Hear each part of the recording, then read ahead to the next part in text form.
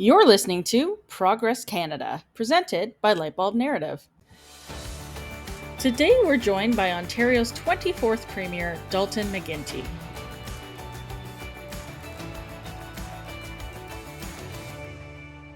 Thanks for joining me. It's a pleasure, Teresa. Thanks for having me. Okay, so you've released a book. This is, correct me if I'm wrong, I believe it's your second book because I've read two books of yours now. Maybe there are others, but this book that you've just released is called Be a Good One. And it's essentially a collection of quotations that you've collected over the years. Now, digging a little into your history, in the book, you talk about how you've always liked the written word, how you've always collected quotes, but I actually did some, deeper research into your background. I'm going to bring it up later, but you really have been obsessed with quotes like your whole life. And we'll get into that a bit more. But can you talk about what inspired you to put together this book, one in general, but two at this time in sort of world politics? Sure. So my dad was an English prof, as well as a politician. And one of the things that that he passed on to me is, when you find the right words and you string them together in the right sequence, they can be powerful. They can be influential. At their best, they can be inspirational. They can lead us to do things differently and ideally better. So I've been collecting quotes for some 30, 35 years, and most of them related to leadership. And as you know, I spent 23 years in politics, and emerged an irrepressible, irredeemable idealist. I love the experience. Yeah, it's a contact sport. And yes, you will be subjected to things that are less than ideal. But it's an honor and a privilege. And I never lost sight of the joy of service. I never stopped seeing the good in people. And so I thought that one of the things I owed the political adventure and all its participants is a collection of these quotes. I offer a little bit of my own observations at the beginning of each of the 7 chapters. I don't pretend to be a generator of wisdom, but I do pretend to be able to recognize it when I see it. So I've got 357 quotes that go back some 2,500 years. And the way I kind of see it, Teresa, you've been involved in politics, so I know you will get this. People enter into politics overwhelmingly with the best of intentions. They want to do good things for the people in their community. They bring conviction and idealism and principle and determination. But then they discover it's like a rough sea-going voyage. And it's easy to be blown off course, and dark clouds roll in, and you lose sight of the stars that guide you. So the book is called Be a Good One. Thackeray, a philosopher, once said, whatever you are, be a good one. So another quote I've got at the front of the book is from a guy by the name of André Gide, and a French philosopher, and he said, everything that needs to be said has already been said, but since nobody was listening, we need to say it again. So what I've done is I've collected quotes that I hope in their combined effect is to serve as a little bit of a compass. And my test for the success of my book, Teresa, is hopefully, and I'm giving a copy, having it translated in French, and I'm giving a copy to every elected representative at the provincial, territorial level across the country, the federal level, both the members of parliament and the senators, big city mayors, and major libraries. The test for my success for my political colleagues is that I hope that they will do 2 things. Number one, open up the book. Not an easy thing. They tell us today that we have an attention span that is less than that of a goldfish. So I'm hoping that they will open up the book. And secondly, find 1 or 2 or 3 or whatever that inspires them and changes them in some modest way for the better. I wanted to ask you, like you said, there's over 300 quotes in the book. So I imagine you don't have your own special favorite there, but I had 2 favorites myself. And one of them was from Edmund Burke, and it was on leadership. And the other was from Hubert Humphrey, and it was on the moral test of government. And something that I found very, very interesting, and I suspect these quotes are pretty important to you too, is that they both appeared in your maiden speech to the legislature 35 years ago. Can Yeah. you talk about why those two quotes in particular are so important to you and why they sort of stood the test of time this whole time? Well, I think one of the things one of my problems, of course, is I fall in love with quotes. And there is somebody once said, speaking of quotes, the art of quoting is to know when to stop. And that's an art I have never mastered. So I'm looking for, if we speak to Humphrey, for example, he talked about the moral test of government. And I won't get it right, but it's essentially one of the things you've got to measure yourself against is whether you're meeting the needs of those in the dawn of life, our children, those in the twilight of life, maybe the poor and the needy, people suffering from special challenges, and those in the dusk of life, the elderly. And to me, government is a wonderful toolbox. And it gives you an opportunity the real privilege of government, I think, Teresa, is you get to define the public interest in a way that nobody else can. And you get to give expression to that through your policies and programs. But I think one of the most important tests, and Humphrey got it right, is the moral test. How are you doing when it comes to looking after people? That's a fundamental responsibility. So that's something that never left me. So there are many, many quotes of that variety sprinkled throughout the book. So the Burke quote actually brings up something else that was in your maiden speech. So I'm going to quote you now because, this is a conversation about quotes. You said in your maiden speech, "I believe there is implicit in each member's election to this parliament a mandate for leadership. I believe also that if we sit in this house merely as human barometers of public opinion, that is not leadership. Leadership requires that we enlist the people of Ontario to our causes espoused by us because of their unremitting merit." So chapter 5 of your book actually focuses on this question of leadership as not being about followership. I think this is, a pretty essential conversation to have in a time of growing populism. Politics and being a political leader isn't just about, getting in front of the crowd. That can be helpful on election day, but ultimately you're running to actually lead people towards some better future. Can you talk about why that was so important to mention in your book? Sure. Here's, how I kind of see life in one way.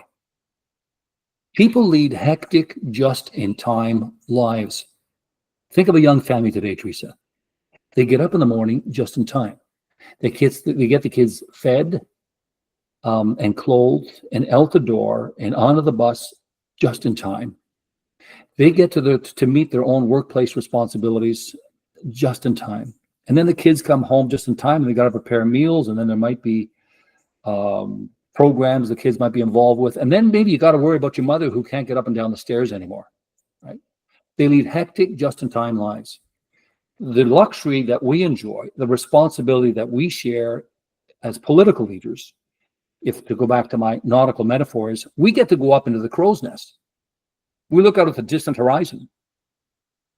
We can see what's coming at us. If you're on the deck of the ship, you're just worried about the next wave that's going to come crashing on you. We can look out 5 years, understand the major currents, eddies, and tides, and then chart a course that'll ensure that people can do well in the future. So I know that people can get frustrated, and they can be cynical. But I think deep down, what they really want to know is, look, I'm down here in the deck of the ship. You're up in the crow's nest. What do you see? Just give it to me straight. Tell me what you think we need to do. I may not like it, but your responsibility is to tell me what we need to do. We've long had the technology now, Teresa. We could put everything to a vote through technology. Just ask people to go online and vote yay or nay. But our job in positions of leadership is to give careful consideration to these, to consult, to listen, to deliberate, and come to a thoughtful determination. And that's what we need to bring to the table. And sometimes people are going to agree with us and sometimes they're not. But one of the things I learned is that conviction counts. People respect conviction. And you've got to give them your best judgment. I think that's what you owe people. So I want to talk about your leadership style a bit because you were talking about how, you are the eternal optimist, and I 100% agree. It's interesting to me. I was watching back your speech, your last speech as party leader, and the optimism you still had at that point after however many years in politics. And it also strikes me how, despite being the leader of a political party for as long as you were, I've never found you terribly partisan. You always seem to be more interested in serving the people of Ontario, obviously, with liberal values. But you've never seemed very over the top combative or anything like that. And I think it's a remarkable thing that maybe we've lost a bit of in Canadian politics in recent years. Can you talk about where your leadership style comes from? And I actually want to know, how much of your leadership style did you inherit or model after your dad's? Well, I think that undoubtedly I acquired, I think, the way I kind of see it. My dad taught me what to do, but my mother taught me how to get it done. She had a much better way with people. She was a better listener. She understood human nature. She understood the importance of, she wouldn't put it this way, but I just observing her behavior. She was a nurse, validating people, respecting people, nurturing people, encouraging people, listening to them, understanding them. That I got from my mother. And so I've always felt, I think, one of the quotes in the book is from a fellow by the name of Rumi, I think a Persian philosopher from, I don't know, maybe from 1400 or something like this. He Right. says, out beyond right and wrong, there is a field. Let's meet there. And I think we are too quick to draw lines that separate us. And throughout history, it's always been easy to say there's us and then there's other. And you can define other whatever way you want. Maybe it's the color of their skin, maybe it's their religion, maybe it's their cultural, maybe it's their traditions, maybe it's their nationality. I think the responsibility of our best leaders is to reinforce what it is that we have in common.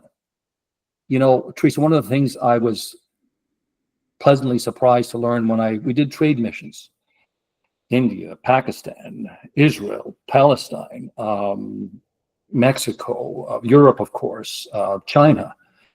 If you have a chance to talk to people with a big stake in the future, that is apparent, for whom, the future is not an abstract, esoteric consideration. It's like, what are my kids' schools going to be like? What's healthcare going to be like for the family?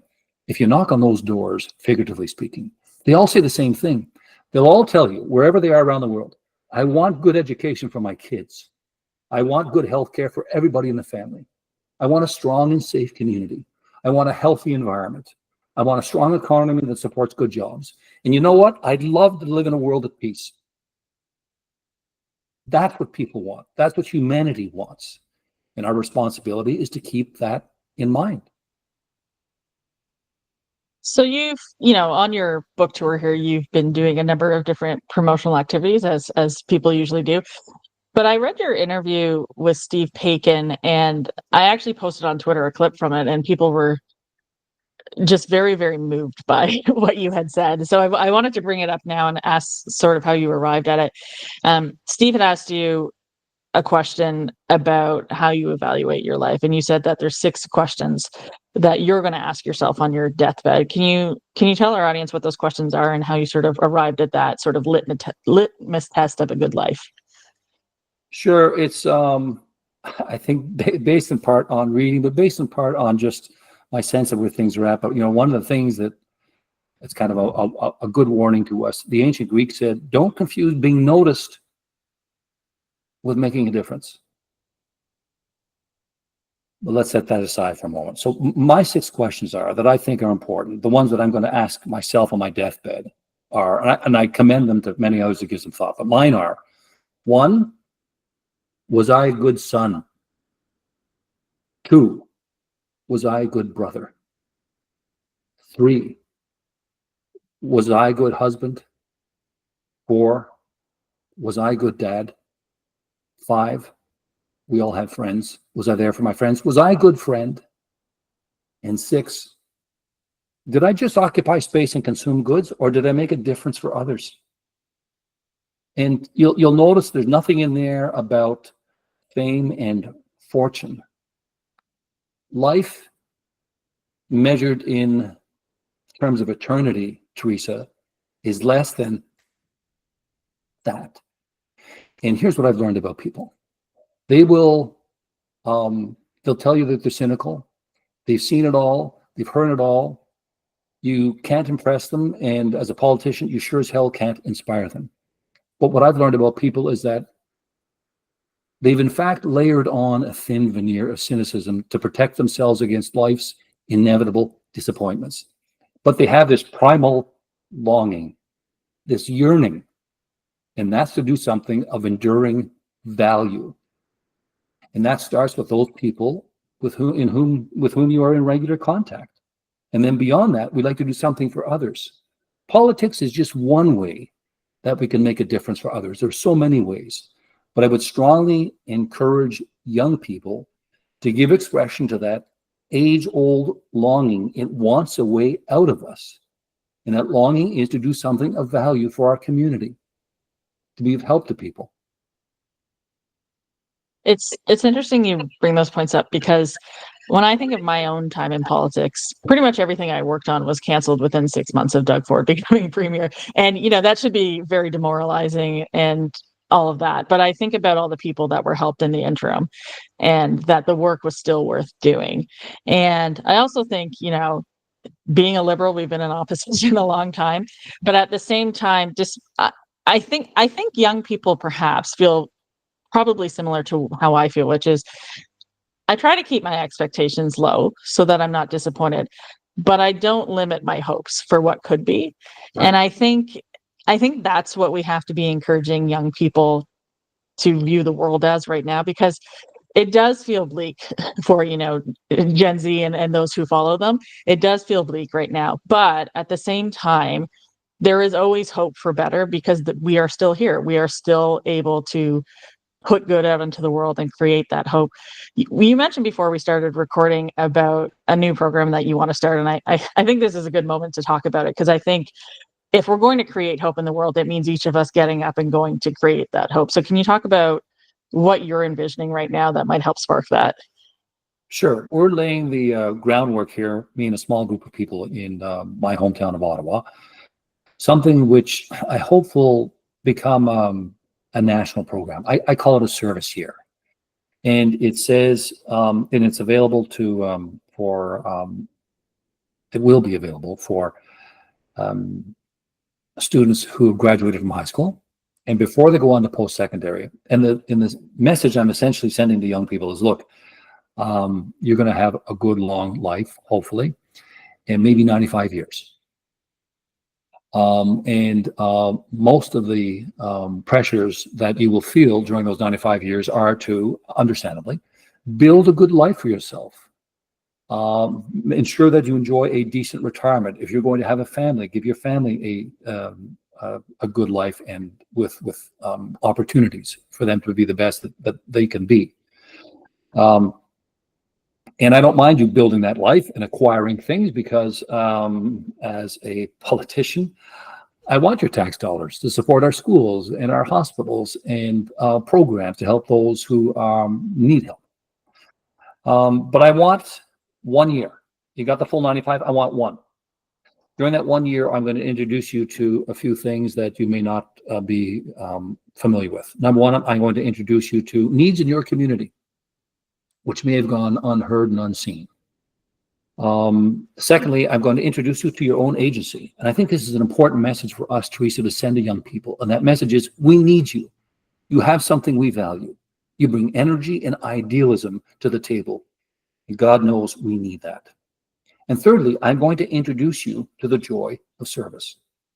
One of my favorite quotes is in this book here from Rabindranath Tagore, an Indian writer, Nobel Prize winner. And he said, I slept and I dreamt that life was joy. I awoke and I saw that life was service. I acted, and behold, service with joy. I want to introduce young people to the joy of service. I want to enrich their citizenship. I want them to understand how fulfilling and rewarding it is to be helpful to others. So the program might look like this. We're still working it out. Maybe during your first 3 months, it's a 1-year program. You'll be helping disadvantaged children. The next 3 months, you might be working with needy seniors. The next 3 months, we might be involved in an environmental project of some kind. In the next 3 months, it might be something else. I'll give you a stipend for your work during that year, and I'll give you 1 or 2 years tuition. That's still to be worked out. So it's an invitation. It's an appeal to young people to become involved in this wonderful human project. Ideally, each of us can help make the world a little bit better. One of the ancient Greeks said, our single greatest shared responsibility is to help make gentle the life of this world. Right? So you can run along and do what you can to build a good life for yourself. I want 1 year. And I bet, in fact, that after you have experienced that kind of service year, you will always have an extra instinct, maybe a sixth sense about seeing others who are less fortunate than you and who you can help. So there's a very famous quote in the book from RFK, I believe, during his visit to South Africa. And, it's often quoted. It's about the ripple effect of change. Sure. And I think what's really interesting about what you just talked about is how important youth are to changing society. Like when I think about politics as a heavy partisan, I think that when we really truly get renewal, it's because there is a bit of a youth quake of young people suddenly swarming to the party and bringing new life to it. We saw that when you became leader. We saw that when Kathleen Wynne became leader. We saw that when Justin Trudeau. This is something that happens over and over. David Peterson. Every time a new government is ushered in, it's usually off the strength of the youth movement behind it. So can you talk about how important young people are to meeting the moment that we're in with all the challenges we're facing as society? Right. Somebody once said, people are conservative after dinner, right? And I use that not in a partisan sense, but we're just a small c conservative, right? We tend to be more inner focused once our needs are met. And we've kind of spend less time looking outside as to what we might do to help others out there. So my invitation to young people is, come on in, rock the boat.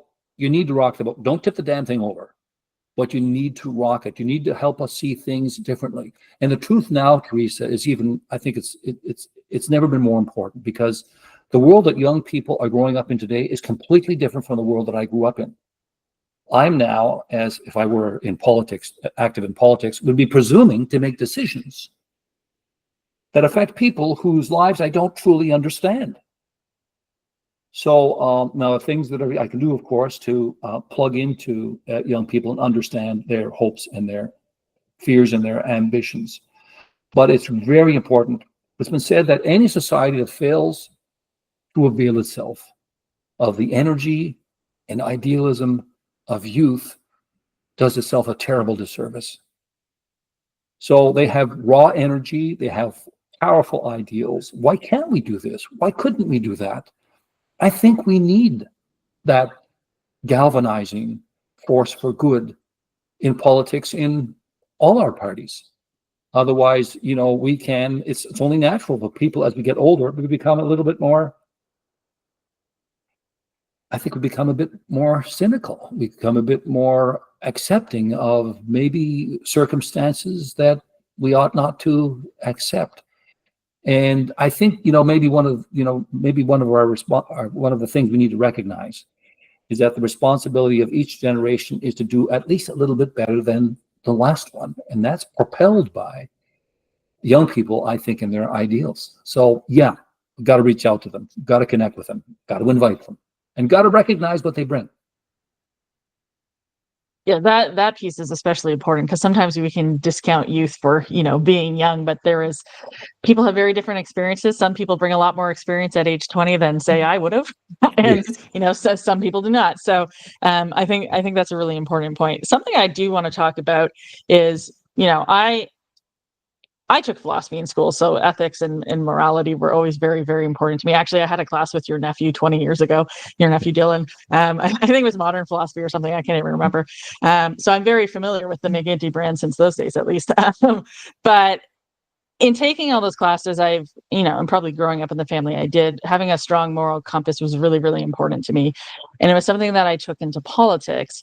And you see sometimes people getting derailed in political office. They get distracted by various things. And this is usually where corruption ends up coming from.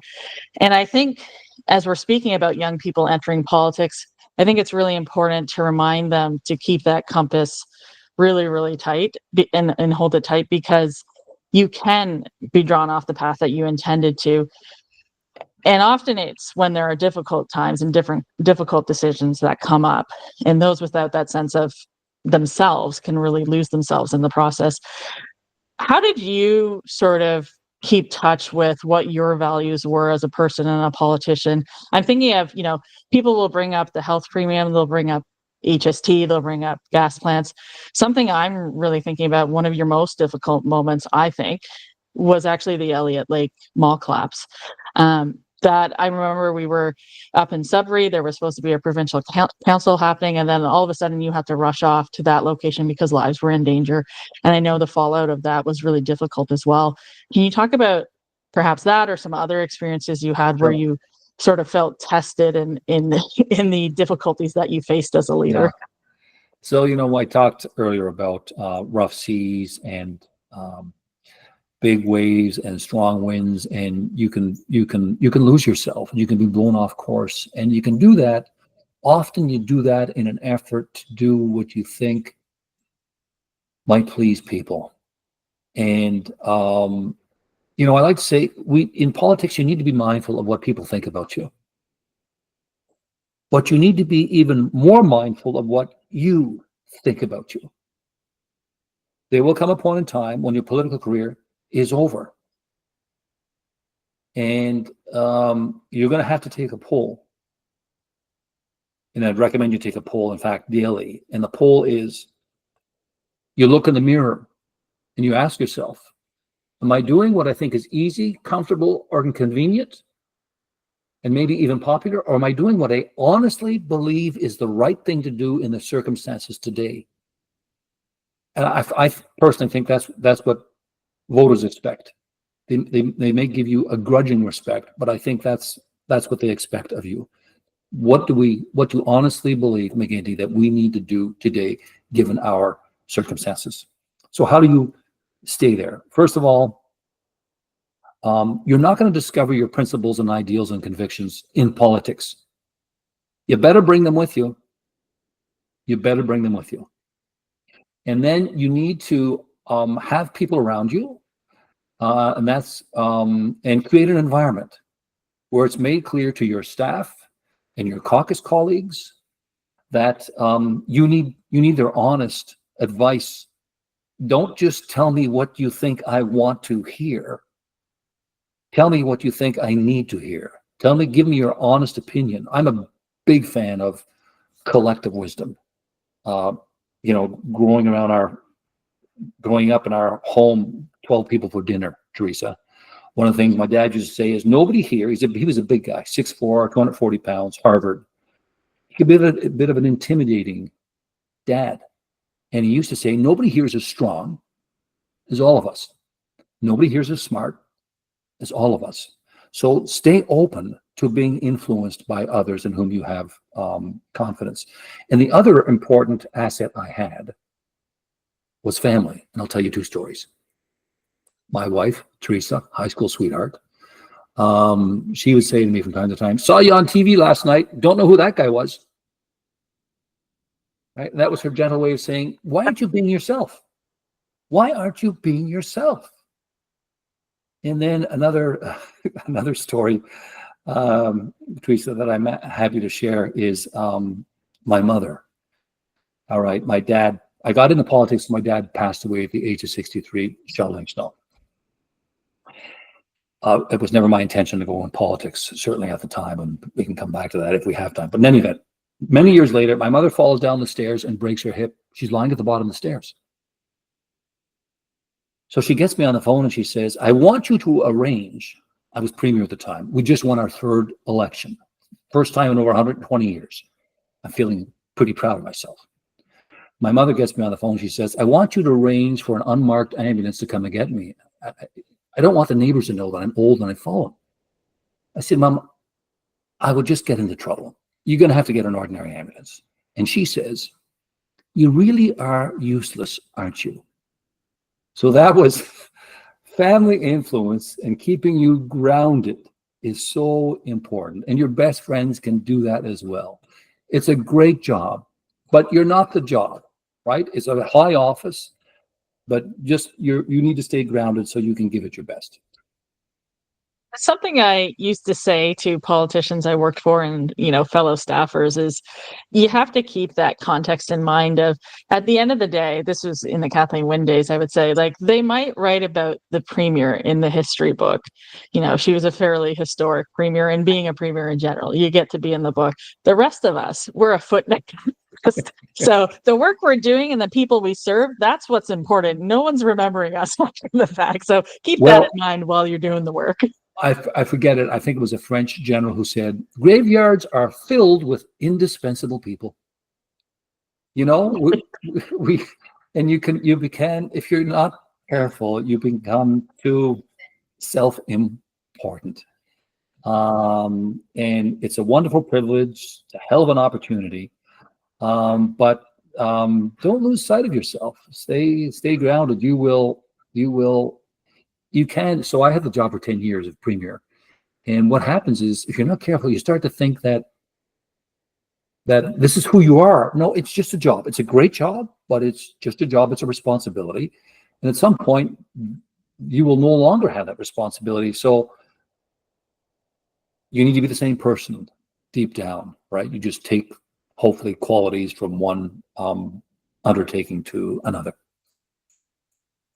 So something you mentioned was how you got into politics. And I've actually never asked you if you had a different path in mind for yourself prior to that. I'm one of 4 children. You're one of 10. So I'm not quite the same level as you, but I understand the big family thing and how, Sure. Given that number of kids, you're not necessarily expected to go into your parents', professions. What were you intending to do before your father passed away? Or was it something that you thought about down the line, even from the beginning? So Terry and I had a nice, quiet, family-oriented life that we envisioned. And I had a law practice, and we had just bought our home. We put an apartment into the basement of that home so we could generate a bit of revenue to help us pay for the home. Terry was a teacher at the time. The kids were still very young. We had 4 kids under 8 when my dad passed away. She was running a small daycare as well at home.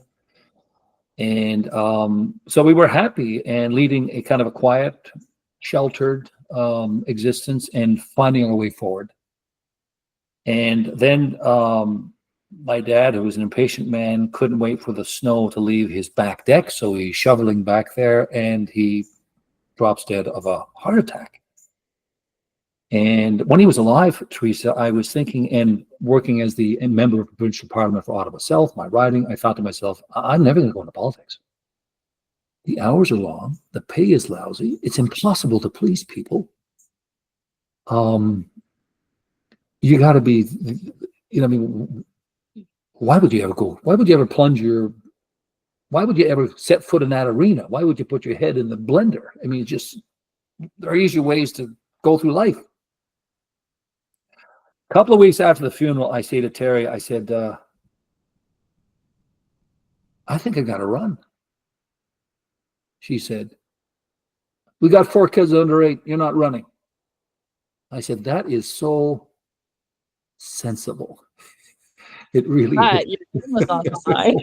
Also sensible. Yeah. But another great quote in the book here is, the heart has its reasons that reason alone can never know. So I felt it was something that I should do. Obviously, heavily influenced by my dad and the way I had been raised, but I felt privileged.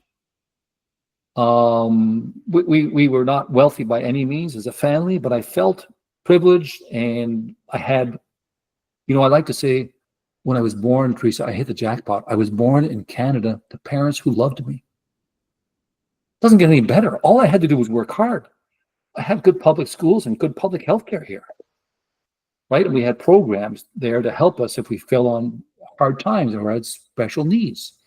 So sometimes we lose sight of the fact that previous generations, each in their own way, made sacrifices for the next generation. So I thought I should take a run at this political thing. And I ended up there 23 years and loved it. So you can't have a career in politics for 23 years without having some, built-in or trained resilience. It's a very important component of being in political office. There's a section in your book where you write about how, no, you're not being persecuted, you're just in politics, which I thought was very, very funny and accurate.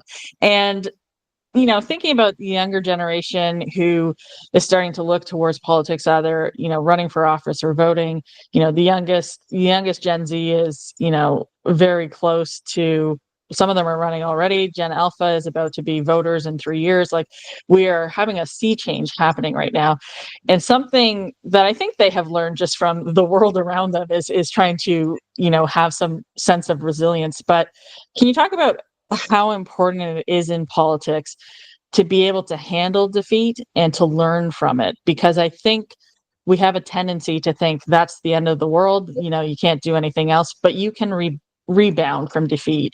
And if you have a strong sense of resilience and responsibility in yourself, you can take, life's lemons and make some lemonade. So can you talk about that experience? Because you've certainly had a few setbacks yourself. Sure, absolutely. One of my favorite quotes I put on the back cover of my book from Plutarch, some over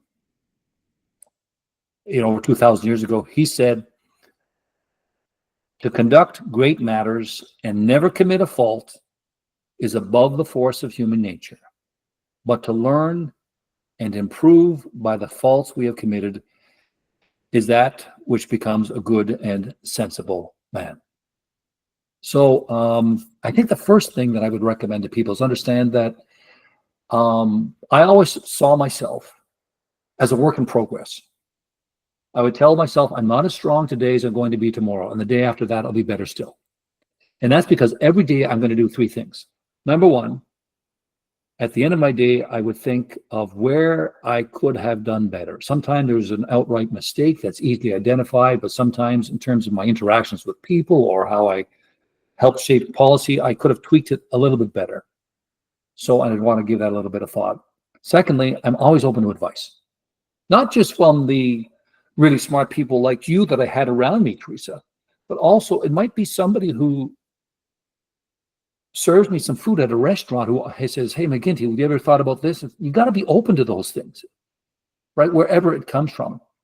And finally, maybe one of the most important things I try to do every day is to take this thing and put it aside and find time to reflect. If you're really struggling to catch a glimmer of wisdom, you got to put down kind of the current and the contemporary and the clever and certainly the cunning, and you got to reflect on what you've learned and what you see and what you understand. And that takes a few moments. Maybe I would write things down, and I've collected, over 2,000 pages of just learnings that I've had, so that I can try to be a better person.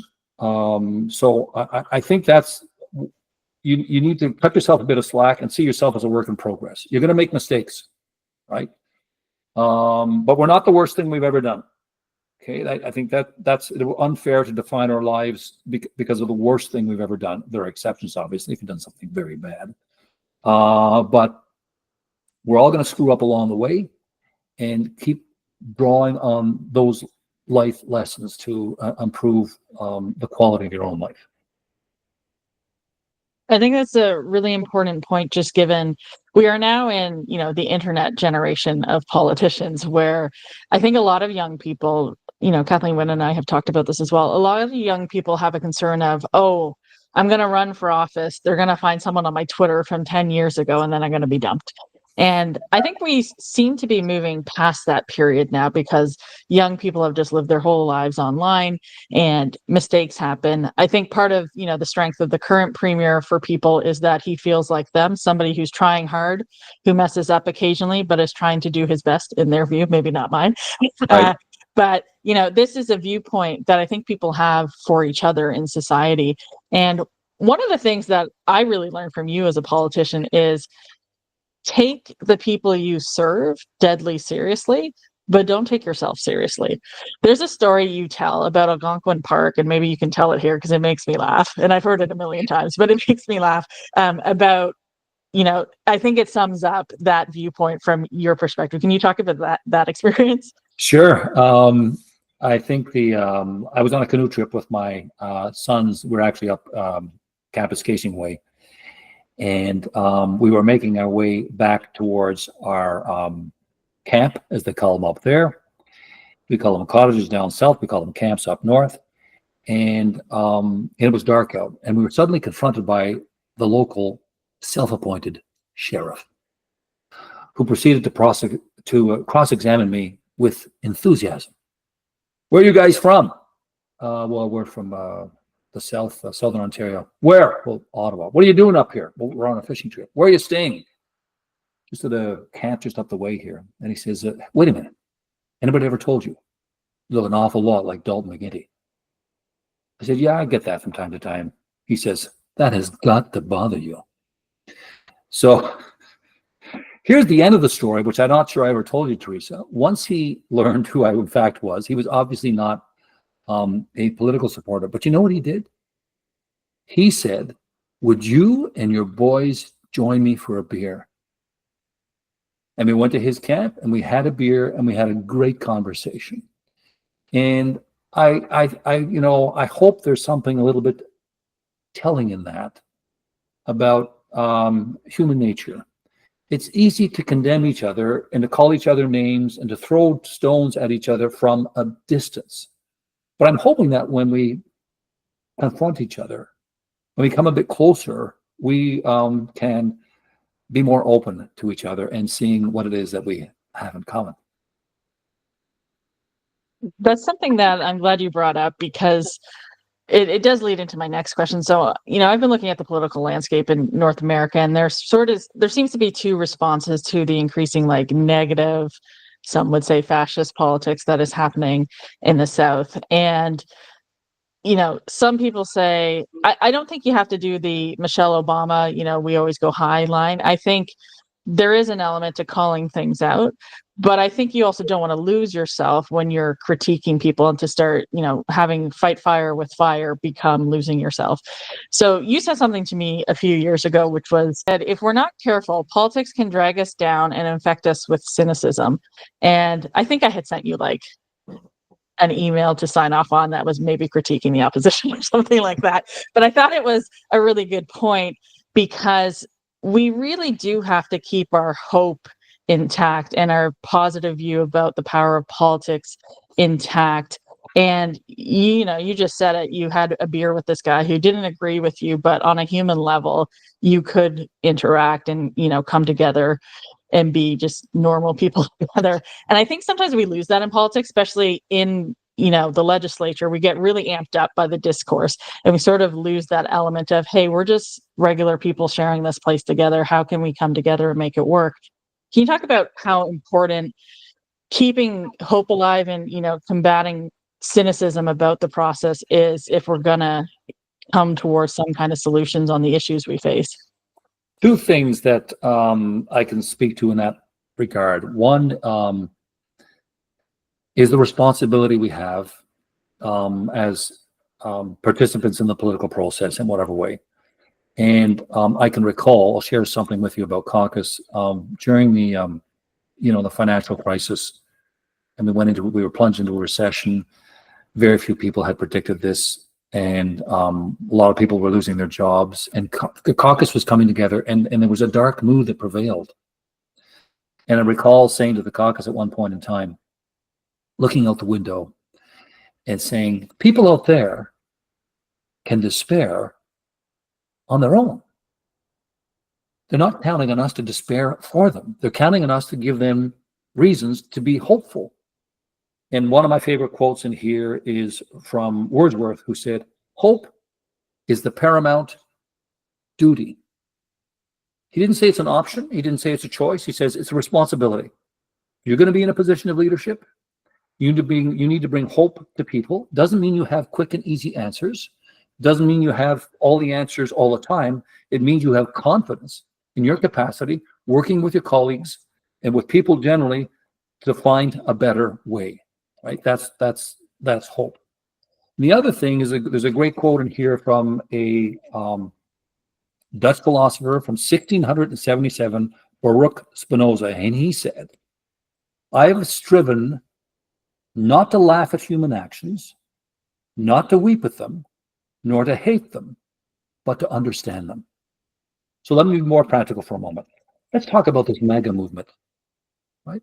In the US, right? What is drawing people to that movement? I think it's a mistake to see Trump as a cause. He's a symptom. What are the underlying causes? What are the fears? What are the frustrations that are leading people to turn towards that kind of a populist / authoritarian style of government? I think our responsibility as leaders is to understand those folks. It's to meet with them, listen to them, to find some common ground. We can't dismiss them. We can't put up walls. We can't throw stones. We've got to find a way to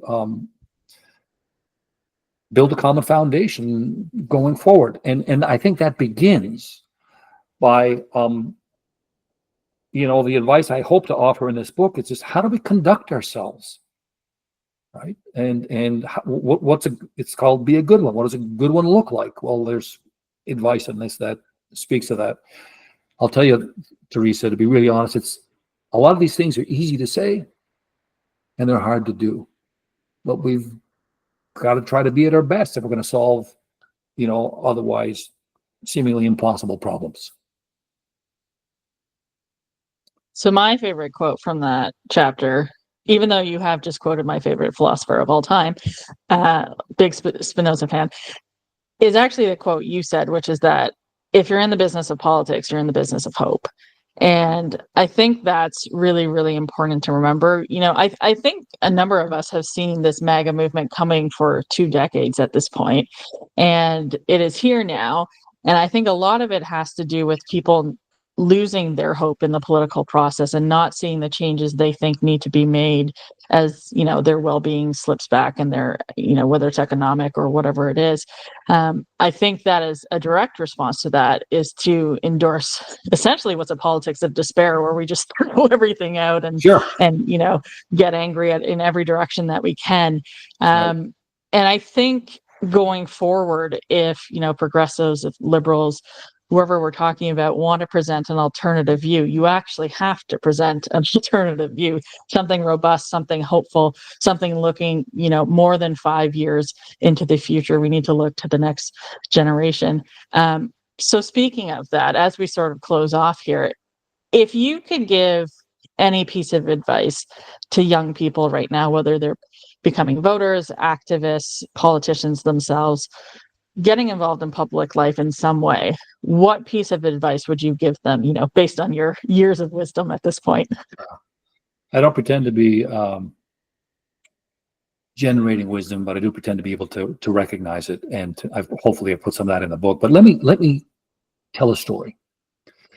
You may have heard this one. It's an old one. And there's a young man in a village, and he's troubled. And so he goes to see the wisest person in the village, a woman, an elder, and he says to her, I got a problem. And she says, talk to me about it.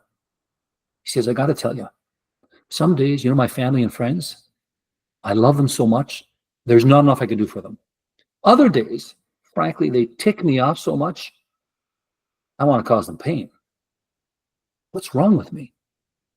And she says, I'll tell you what's wrong with you. Inside you, there are two dogs that are fighting. One's a kind dog, one's a mean dog. And the young man says, so which dog is going to win? And she says, well, that all depends on which dog you decide to feed.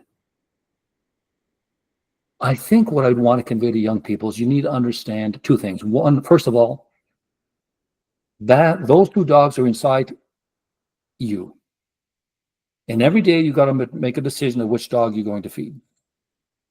And the other thing you need to understand is those two dogs are fighting every day inside of our electorate, of the general population. And you need to decide which dog you're going to make appeal to as a leader. And frankly, if you want to be my leader, don't be a jerk. I can be a jerk on my own. I can be selfish and shallow and short-sighted and mean-spirited all on my own. You want to be my leader? Help me be me at my best. Help us be us at our best. Because at our best, as a species, there is something noble about us. We are kind and caring and determined and resilient and empathetic and compassionate and resourceful and courageous. And at our best, we're wise. So be mindful of those fundamental human propensities. Work hard to be the best that you can be. And then in politics, work hard to get the best out of me. Anybody can give expression to my anger and frustration and resentment and envy, but where does that get us? That's not a foundation for building progress. I guess the last thing I'd say to young people is, you got a lot to offer and we need you. I can't think of a better note to end on. Thank you so much for joining me today, but also for putting this book together. I think it's going to be inspiring to a lot of people. Teresa, thanks for having me on your show. Appreciate it. You've been listening to Progress Canada, presented by Lightbulb Narrative, a Canadian communications company specializing in content creation, narrative development, and strategic communications. Our music was composed by Elliot Middleton. If you've enjoyed today's episode, please consider subscribing to access future episodes the moment they drop. Thanks for listening.